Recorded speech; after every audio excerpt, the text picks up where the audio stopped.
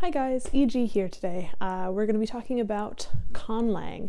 If you haven't heard of the term conlang is a shortened word for constructed language, and it's basically all of the invented languages in literature, in the real world, sci-fi shows, fantasy shows, all of that.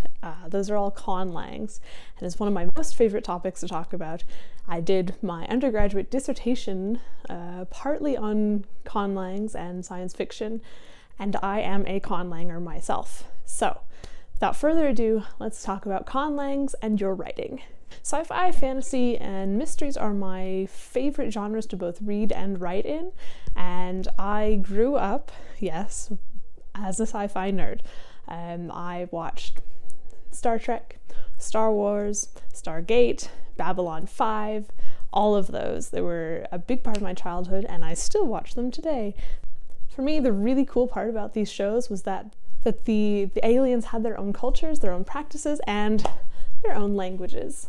I loved the people who would go off and dissect these languages, and to me, instead of the, shoot 'em up guys, the linguists were the really cool ones.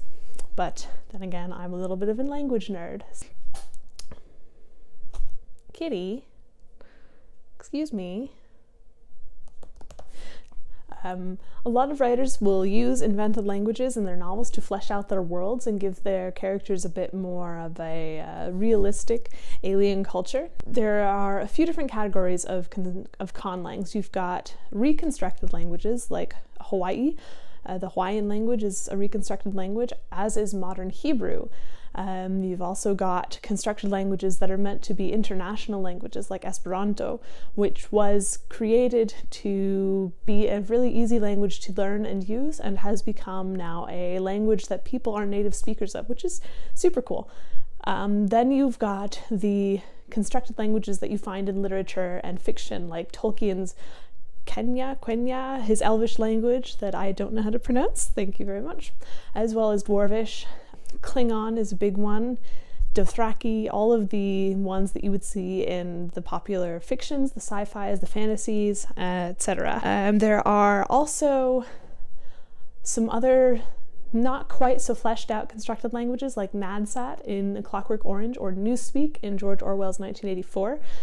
These are adapted conlangs. They are using words that already exist, and they're creating sort of a slang or a new lexicon or vocabulary to push the story forward and get characters more involved in what's going on. It's a very great world building technique. There are a bunch of different ways to go about conlanging, and what you need to do is figure out what the best ones are for you and your work. The first one is a fully fledged language. This includes things like Tolkien's Quenya, which he spent his entire life working on. Another fully fledged language is Klingon, which I love, but I also don't like. Klingon is great. It's got wonderful sounds, phonemes, etc. People have translated Hamlet into Klingon, which I find beautiful and wonderful, and the new Star Trek series is absolutely stunning in the way it presents the Klingon. However, this is a couple of years old, my information on this, so it might not be completely accurate, but I do know that the additions to Klingon, the new words that you can add, can only be added by certain people, and that makes the language kind of rigid. A really good language is organic. It grows organically. People discover that they need a new word for, like, telephone poles, so they add it in. To create a fully constructed language, you're going to need to look at a lot of different systems. This includes things like the phonetic, phonemic system. You have to have an idea whether or not your characters are human. Can they only produce sounds that are producible by human vocal cords and mouths, or are they alien? Do they have other means of producing a language? These can include things like clicks, hisses, all sorts of things. To go about creating a system, you can look at things like the International Phonetic Alphabet, which is a one-to-one sound to a letter relationship. There are a lot of resources out there for creating phonetic systems. You can borrow from other languages, like putting, say, the Semitic languages with the Cyrillic languages and seeing what happens, or English with Hindu Sanskrit. You also have to look at the grammatical syntactic structure of a language. Is your language a subject-verb-object language like English? Is it a subject-object-verb or verb-subject-object or verb-object-subject? There are a bunch of different ways to go about this. It can be as complicated as you like. You also need to consider lexicon. Is your language a language that has a word for every single different thing, or do you have a word for a general category and you can just add descriptors onto that for things within that category? The second kind of language that you can create is a semi-fledged language. This would be something like Newspeak or Nadsat, or some of the languages in the Star Trek series. So these are languages that don't necessarily require you to create a fully fledged grammatical system, phonetic phonemic system. Basically, you're creating some phrases and you're saying, okay, here are a bunch of words that I've got. Here's some phrases we're going to put together. I'm not going to worry about the grammar nearly as much. It's all about the production. So these are usually meant to move your story along, to flesh out your world building, to give your characters some sort of difference between one another. In 1984, Newspeak was meant to get the people to all be thinking the same way about the future and about language and therefore the government. So the third kind of construction language in fantasy, sci-fi, etc. are languages that are only mentioned obliquely. They're referenced, but you don't actually see any production of them. These can include things like Samuel R. Delany's Babel 17, where the language plays a huge part in the actual plot of the novel, but we have no idea what it actually sounds like, looks like, or how you would produce it. It's mostly there for plot or for character development, and that's about it. It doesn't play a central part in the story, and that's okay. So these different kinds of conlangs will play different kinds of roles in your work. A fully fledged language may be a fairly large part, or in Tolkien's case, it was just a side project that he had that created the world in a more meaningful way for him. The semi-fledged languages can play a huge part in plot, but they don't necessarily need to be reproduced outside of the novel, whereas languages that are mentioned obliquely can be for plot development or character variation or anything like that that just kind of builds the world out a little bit, but doesn't need to be known by the readers. So you would use conlangs in order to flesh out your world and your characters and to give the reader something that shows, okay, here, not all of my aliens will speak English because we don't have a magically universal translator like in the original Star Trek. Thank you very much. So you can also add culture to a novel with conlangs, like the names of characters, the names of places, maps. Hello, kitty. This is my darling kitty. She says hello. She's been driving me crazy all morning.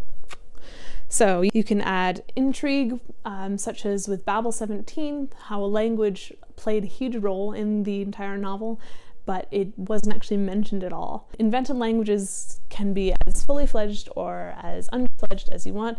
The thing is that within your novel, they exist as a full entity. They don't necessarily need to be referenced in the outside world. It doesn't matter. What matters is what's within your work. For me, my science fiction dystopian novel actually features an invented language as a major plot point and basis for my rebellion. So this language is called Eloia, and I based it off of different languages that I have learned. This includes Russian, German, Hebrew. I did some of the Semitic languages when I was learning Middle Egyptian, and it's not quite fully fledged, but it's starting to turn into one of those side projects like Tolkien, where sometime 20 years down the road I may have a fully fledged language. At the moment I've got an alphabet that needs to be refined a bit. It is not currently a one-to-one sound relationship, which is what I would find ideal, but it is great fun. So some of the phrases that my characters use are Nerun Tachanen, which means watch us stand, or you've got Lo Amyor Telel Hanun, which is wanderer stand here as witness. So Eloiach is a huge plot point in my novel. It's not a fully fledged thing, and you probably wouldn't necessarily see it outside the novel unless I post a guide to it. There's a lot of resources out there if you're interested in inventing language, or if you just want to say, I'm not quite sure if I need to go fully fledged with Klingon or Dothraki or Kenya. So what you can do, I've got a few books that I really enjoyed reading, language nerd, but these are really also meant for the layman. So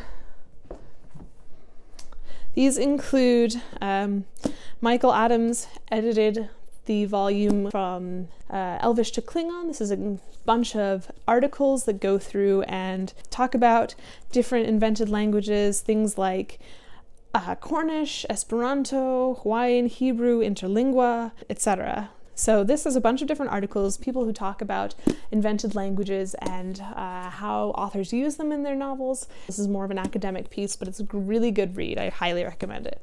Also, if you're looking for like actual help, well, there are a couple of ones that are really good. This is The Art of Language Invention. This is written by David J. Peterson. He's the one who does all of the languages for Game of Thrones. He is working with a lot of people on films for language invention, and his book talks about how you can go and do sounds, the creation of words, alphabets, how you would talk about a language evolution if you want to talk about development over time. It's a really good, useful book, and it's very easy to get through for a layman who doesn't necessarily know all that much about linguistics. Now, if you want something a little bit more concrete, you can get something like this, which is the Language Construction Kit by Mark Rosenfelder. So this guy is really useful for actually putting down your language onto paper. What it does is it gives you guides for sounds, for grammar, semantics, how people use the language, the writing systems, alphabets, it's as well as an example of an invented language. So this one's also really useful, and I highly recommend all of these. If you have any questions about Conlangs, I'd be more than happy to answer them. I adore Conlangs. I loved writing about them and researching them for my undergraduate dissertation. And I'm really curious to know what you guys think about using invented languages in your work. I will give you links in the description to all of those books I mentioned on their Amazon page. See you next time. Bye.